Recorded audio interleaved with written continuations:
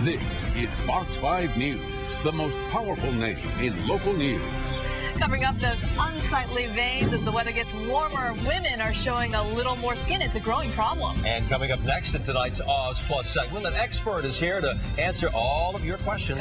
Today's show, Dr. Oz talked about age erasers, the signs we're aging, and how to minimize them. With the warm weather here, women in particular are breaking out the skirts and the shorts and starting to think about those unsightly spider veins that can worsen with age. Yeah, and certified dermatologist and director of the Juba Skin Center, Dr. Bruce Katz, is joining us right now to talk about spider veins. Dr. Bruce, thanks for joining us today. Pleasure, Ernie. Let's talk a little bit about spider veins versus varicose veins. What's the difference? Well, spider veins are those sort of purple, red, flat veins on your legs, whereas varicose veins are really bulging and very large. They're more pronounced, yeah. Exactly. Dr. Katz, are some people more likely to get them than others?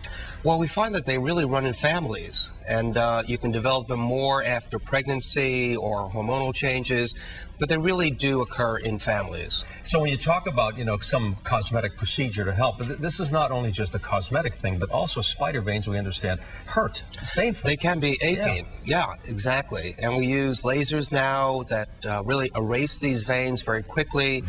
For larger veins, we can use sclerotherapy, these tiny injections, and they go away completely. Now look at the before and after pictures right there. That's a big difference. Oh, yes. And that's actually one of my patients. Oh, wow. Because I was going to ask you what kind of treatments are there out there for spider veins. You have some before and after photos. It really is quite effective. It is. And with the new lasers we use today, the Synergy lasers, it's remarkable how quickly they go away, and they actually stay away for good. Yeah, you've been blogging all afternoon, taking callers and people who've been writing into you to ask questions. So we're going to go through some of these questions right now. So let's begin with this one from John in Paramus. He writes, my wife wants to know, are spider veins a sign of something unhealthy or dangerous? Well, they're really just cosmetic. They're not a sign of something healthy, unhealthy, dangerous, and they really don't turn into anything problematic. And when we remove them, it does not affect the circulation. So it's completely safe to remove them. Okay. All right, that's good news. All right, the next question is from Carmen in New York City. She wants to know, are there foods or things you should stay away from to prevent spider veins from getting worse?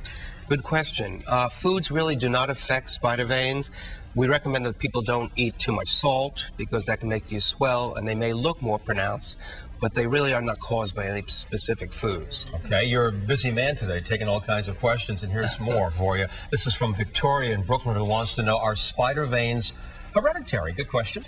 They are. Yeah. In fact, we see them running in families. Someone's mother had them, or grandmother, or even their father, and then the child or grandchildren develop them as well. A lot of women are talking about this. Gail wants to know, are spider vein treatments covered by insurance? Because it can be expensive.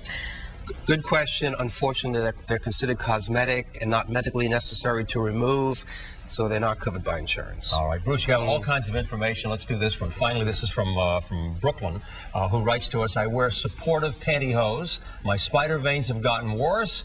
Am I paranoid? Frankie wants to know. No, you're not paranoid, but the support hose actually help improve spider veins. They don't make them worse. So wearing support hose is really helpful, in fact. Good to know. I'm wearing some right now. Dr. Katz, thank you so much. My pleasure. Thank you, Bruce. Okay, thank you very much for joining us. That'll do it for Fox 5 News at 5.